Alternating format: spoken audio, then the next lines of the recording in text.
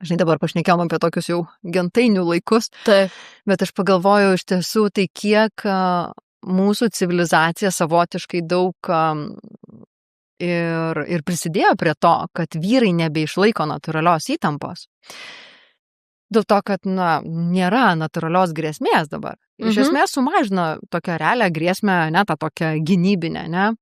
Nu, visur yra labai saugu. Kiek yra apskritai visuomenė orientuota, nežinau, ar tu esi pastebėjus, pavyzdžiui, net kalbant, kai vaikam, pavyzdžiui, žinai, net, tarkim, 4-metis mano, kai jis užduoda klausimą, kodėl yra šviesoforas, o kodėl yra perėja sukurta, ir beveik kiekvienas atsakymas prasideda, kad mes būtumėm saugus, kad mes saugiai važiuotumėm, kad mes saugiai pereitumėm gatvę, ir čia ne aš šitą pastebėjau, bet Matas pastebėjo, žinai, sako, kodėl mūsų visuomeniai viskas yra apie saugumą, žinai, tada gaunas, kad, kaip kaip tu vyras, žinai, save ugdysi, žinai, net, žiūrėkim, net į vaikų, žinai, kiek nesipeškit, nesikonkuruokit, čia, žinai, nesimuškit, mes juos net minkštinam kartais, ne, Tai šitoj vietoj, žinai, aš labai dažnai per paskaitas ir pasakau, kad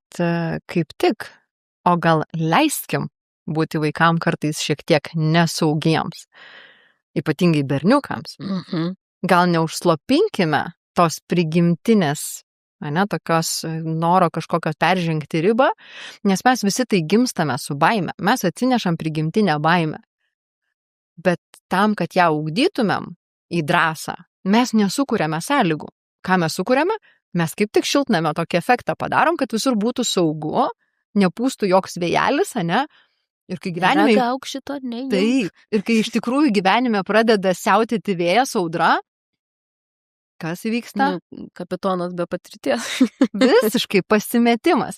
Todėl aš visą laiką sakau, nuo mažų dienų, ypatingai berniukams, eikite, muškitės, turiu galvoj, kad muštis tai saugioje aplinkoje, nukreipti, ne? Jo. Kovos menai, futbolas, eikit spardykit kamuolį. Tarsi, kad būtų dėmesys, ne? Aš sukaupiau dėmesį įspirti, pataikyti į vartus tiesiai, ne? Ir panaudoti jėgą. Tai yra vyriška. Instinktyvu, tai yra prigimtinė, tokia instinktyvi jėga, Taip. Kurios vyrai nebeišnaudoja. Jo, eikit, kovokit. Aš tai, kai gimė man sūnus, tai perskaičiau, nežinau, psichologas, neatsimenu žodžiu, nesvarbu, bet perskaičiau tokią frazę, žinai, kad vaikas intuityviai visada jaučia, kiek jis gali. Ir aš tokią auksinę taisyklę taikiau, kad, pavyzdžiui, jeigu man ateidavo, sakydavo, ar aš galiu šokti nuo šito ten 1,5 metro aukščio laiptelio, žinai, 3-metis koks nors. Ir aš jam sakau, o kaip tu jauti? Pasimatuoja savo viduje, ar čia jaučia ar ne, ar gali nušokti ar ne. Tai jis žino, jie kažkaip intuityviai žino, kad jie nenušoks nuo 5 metrų, nei vienas vaikas nenušoks. Tai čia ir yra, man atrodo, tas ugdymas, ne, tas toksai, kad... Reikia pripažinti, kad gamta už mus kur kas gudresnė. Ir net apie mušimąsi, žinai, aš galvoju, kad man šiaip patinka labai atsigręžti į gamtą, nes gamtoje visi atsakymai yra.